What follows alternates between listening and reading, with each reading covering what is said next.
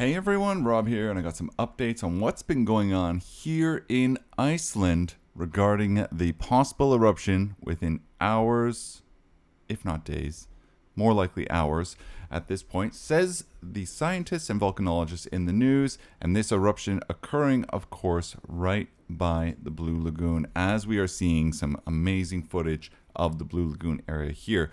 One thing I wanted to note as we're watching all of this footage, you see the landscape around the Blue Lagoon is a lava field.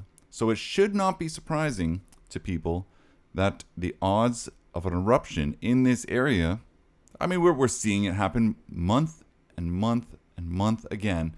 We're now in March. We've had an eruption in December, January, and February. And now it's like almost a certainty now that there's going to be an eruption in March. Now, the meteorological office, they came out on February 29th in the morning, and they said that an eruption could start at very short notice, even less than 30 minutes.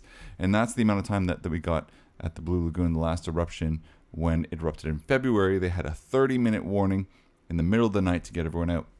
And it took, I saw one video of this guy, it took about 40 to 45 minutes to evacuate everyone.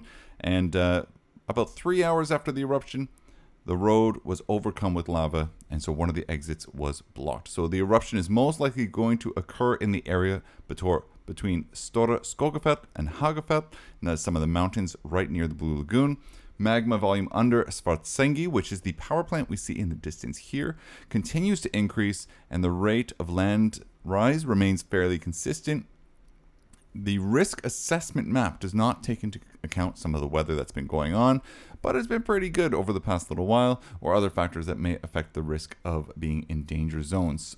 So they're thinking model calculations show that around 8.5 to 9 million cubic meters of magma has accumulated under this area, and the speed of all of this accumulation has remained more or less in the same for the past couple of days. So we're sort of just, seeing how things are going. One thing I want to note is a lot of people are looking at the last video I did where I suggest at this point in time, because we're so close to an eruption, to possibly avoid the Blue Lagoon just until it's safe again to do so. One thing, if we go back to that previous video that we have here, if you look at the size of the Blue Lagoon, if you are in the back area of the Blue Lagoon and all of a sudden an eruption occurred to the right, so it's coming off of this direction in the top right of the screen, and the lava was flowing a bit over towards the top left.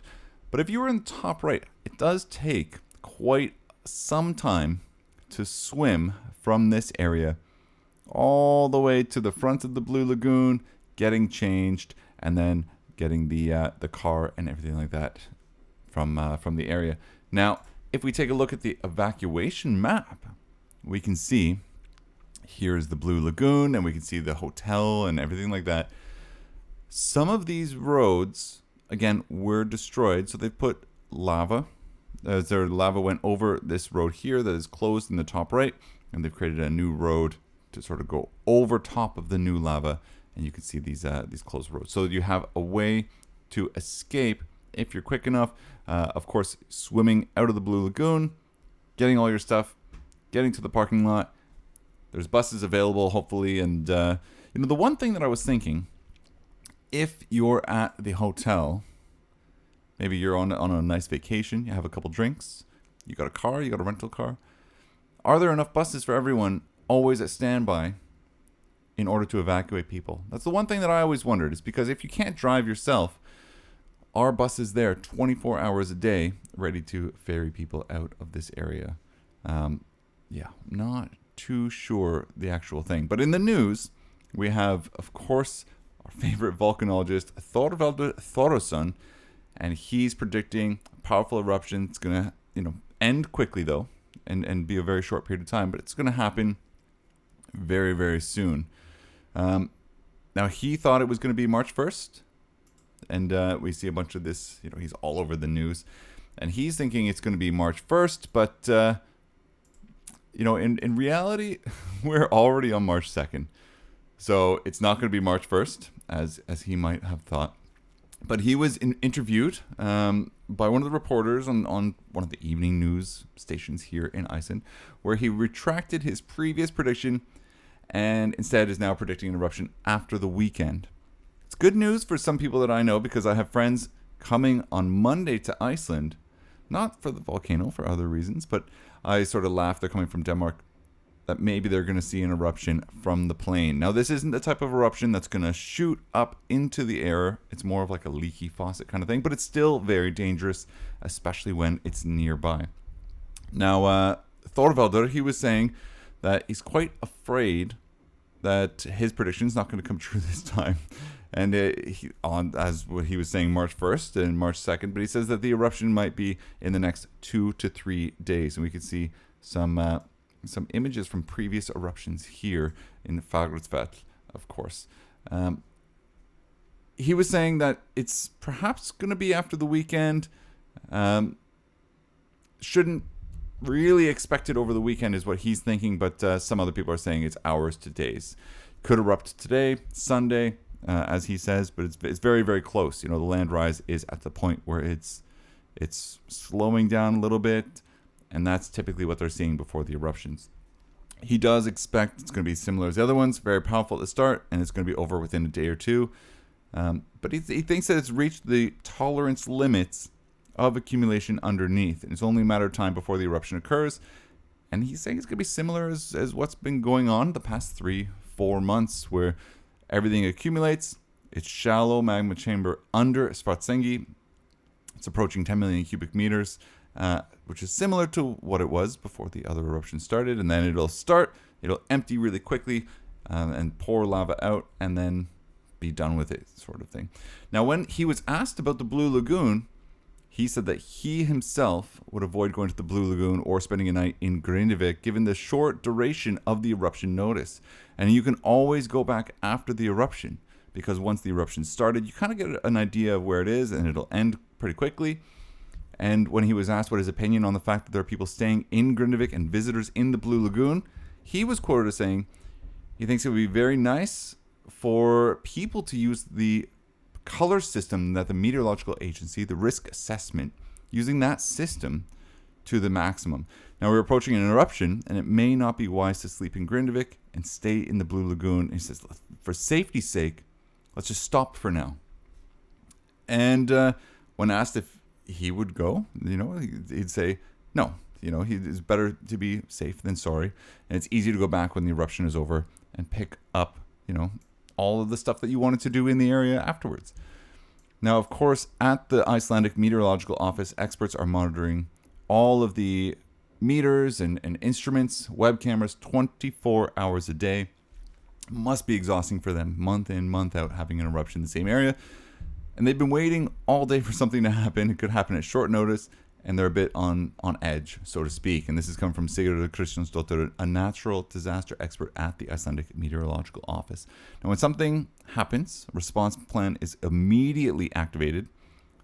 The civil defense is called, extensive chain of events begins, and of course, finding out where the eruption is usually a big task, and finding out where the fissures and where everything looks like is the first thing that they really want to tackle before anything. So the first few hours are the most active, and then it settles down a bit as they observe how this activity changes. So you can see, again, some of these videos here, you can see the power plant, you can see the roads in the distance.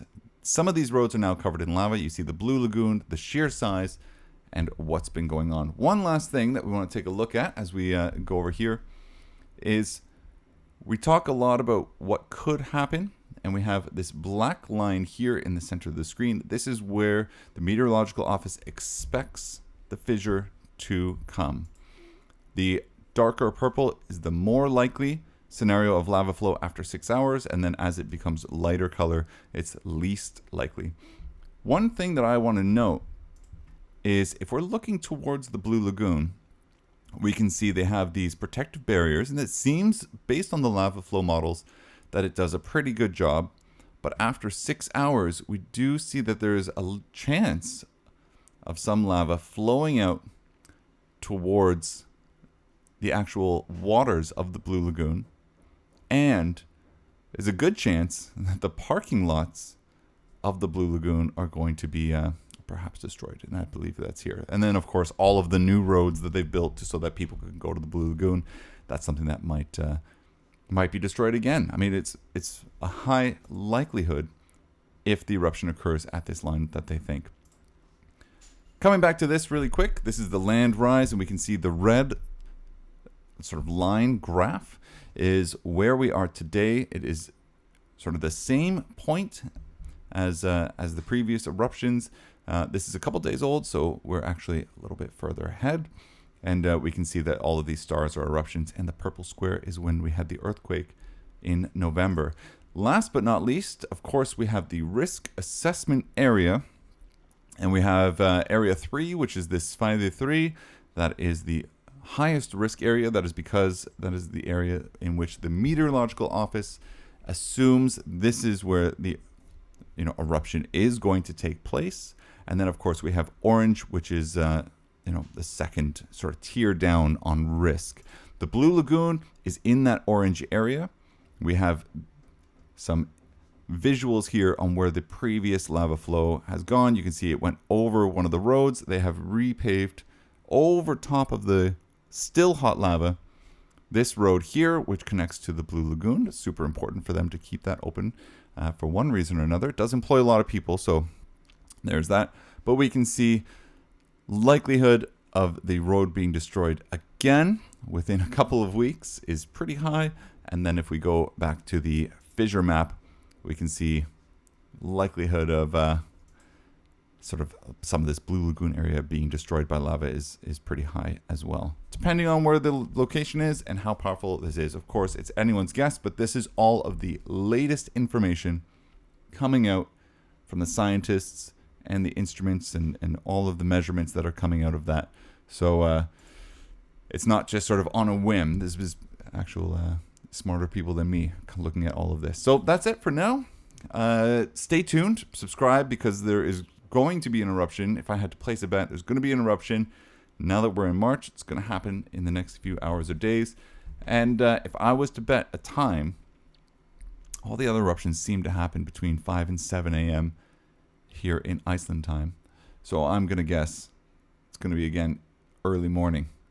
So perhaps tomorrow morning. I'll be surprised if it happens during the day, just because all the other ones happen in the morning. So until next time, thank you so much for watching, and leave in the comments. Again, I've been asking people, would you stay in the Blue Lagoon given the situation that's going on right now where possible eruption could happen any second? Let me know.